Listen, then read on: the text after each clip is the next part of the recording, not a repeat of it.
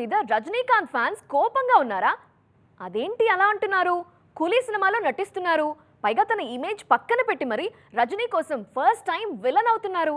ఇలాంటి టైంలో వాళ్ళెందుకు నాగ్ మీద కోపంగా ఉంటారు అనుకుంటున్నారా? అయితే ఈ స్టోరీ చూసేయండి. ఇంకెన్నాళ్ళు హీరోగా నటిస్తాం? 60 ఏళ్లు దాటిపోయాయి, ఇమేజ్ కూడా మారిపోయింది.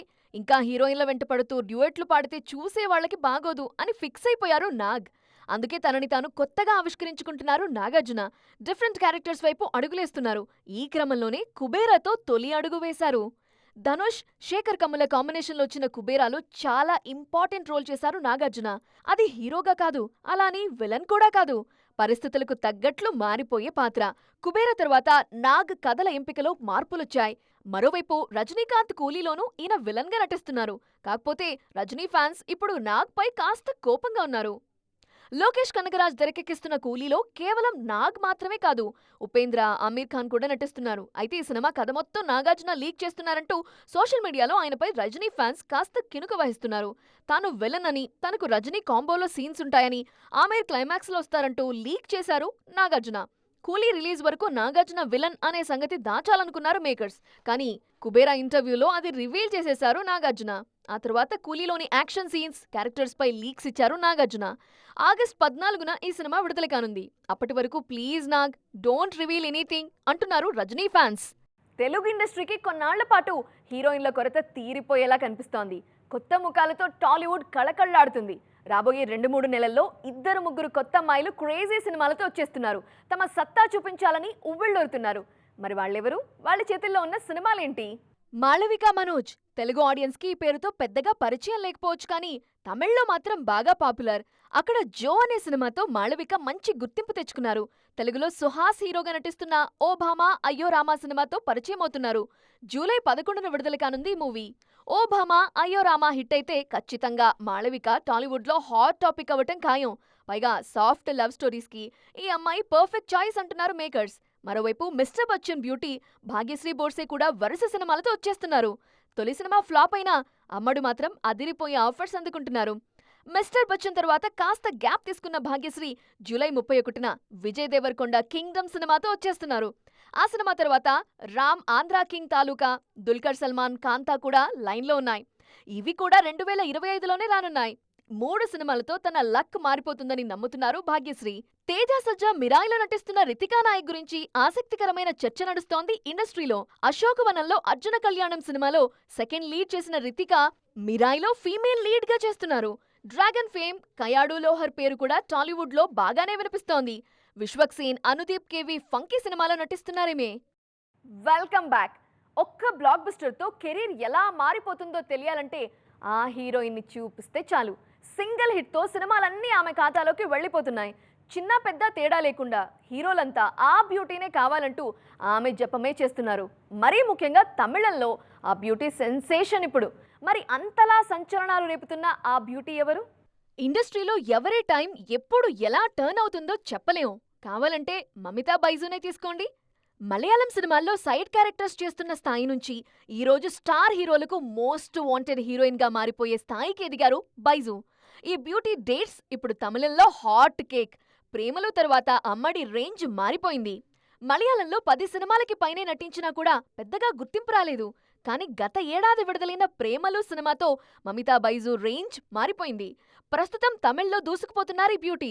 ప్రదీప్ రంగనాథన్తో డూడ్ సినిమాలో నటిస్తున్నారు ఈమె. సూర్య, వెంకీ అట్లూరి సినిమాలోనూ మెయిన్ హీరోయిన్ గా నటిస్తున్నారు. విజయ్ చివరి సినిమా జననాయకంలోనూ మమితా బైజు కీలక పాత్రలో నటిస్తున్నారు. ఇందులో హీరోయిన్ కాదు గాని అంతకు మించిన పాత్రలో నటిస్తున్నారు. తాజాగా ధనుష్, రాజ్ కుమార్ పెరియాసామి సినిమాలో ఈమెనే హీరోయిన్ గా తీసుకున్నట్లు తెలుస్తోంది. టాలీవుడ్ లోనూ మమితకి మతిపోయే ఆఫర్స్ వస్తున్నాయి. మార్పు మంచికే. ఇప్పుడు మన హీరోయిన్లు చూస్తుంటే ఈ కొటేషన్ చెప్పాలనిపిస్తోంది. ఎందుకలా అనుకుంటున్నారా? వాళ్ళు చేస్తున్న సినిమాలు అలా ఉన్నాయి మరి.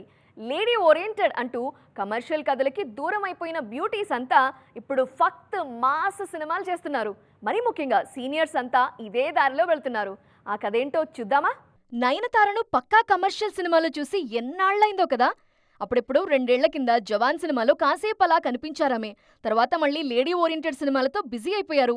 అప్పట్లో ఇటు లేడీ ఓరియంటెడ్తో పాటు గ్లామర్ క్యారెక్టర్స్ చేసేవాళ్లు నయన్. కానీ కొన్నేళ్లుగా కేవలం ఫీమేల్ సెంట్రిక్ కథలకు స్టిక్ ఆన్ అయ్యారు. చిరంజీవి సినిమాతో మరోసారి కమర్షియల్ దారిలో వచ్చేస్తున్నారు నయనతార.